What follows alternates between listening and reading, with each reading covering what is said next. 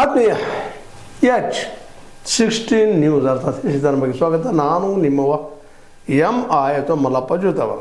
ವಿಶೇಷವಾಗಿ ಕೋಗಿಲು ಏನೊಂದು ಹಳ್ಳಿದ ಇವತ್ತು ಭಾಳ ಚರ್ಚೆಗೆ ಬರ್ತಾಯಿದೆ. ಕಾರಣ ಅಂದರೆ ಅಲ್ಲಿ ಬುಲ್ಡೋಜರ್ ತನ್ನ ಹಾವಳಿಯನ್ನು ಮಾಡಿದೆ.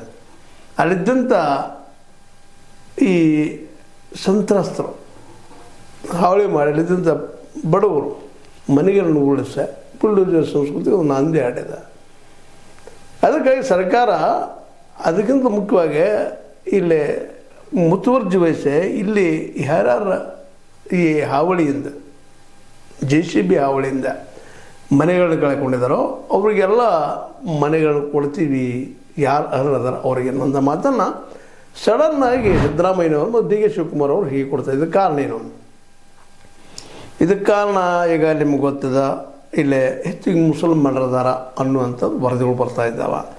ಅಪ್ಪಕೆರೆ ಕಾಲೋನಿ ಅಂತೇಳಿ, ವಶಿಮ್ ಕಾಲೋನಿ ಅಂತೇಳಿ ಇದ್ದಾವೆ. ಮತ್ತು ಅವರು ಕೇರಳದವರು ಅನ್ನುವಂಥದ್ದು, ಕೇರಳದ ರಾಜಕೀಯ ಮೇಲೆ ಪ್ರಭಾವ ಆಗುವಂಥದ್ದು ಅಂತೇಳಿ ಕೇಳಿ ಬರ್ತಾ ಇದ್ದಾರೆ. ಅಂದ್ರೆ ಮುಸ್ಲಿಮ್ಸ್ ಹೆಚ್ಚದಾರೆ. ಹಾಗಂದ್ರೆ ಹಿಂದೂಗಳು ಇಲ್ಲ ಅಂತಲ್ಲ, ಹಿಂದೂಗಳು ಇದ್ದಾರೆ. ಅವರು ತಮ್ಮ ವಸತಿಯನ್ನು ಮಾಡ್ಕೊಂಡಿದ್ದಾರೆ. ಅವರೆಲ್ಲ ಹೇಳ್ಕೊಳ್ತಾರೆ 20 ವರ್ಷ ಆಯಿತು, 25 ವರ್ಷ ಆಗ್ತಿದ್ದಿಲ್ಲ. ಅದು ಏನಪ್ಪ ಅಂತಂದ್ರೆ ಈ ಕಾರ್ಪೊರೇಷನ್ ಅಂಡರ್ದಲ್ಲಿ ಬರುವಂಥದ್ದು.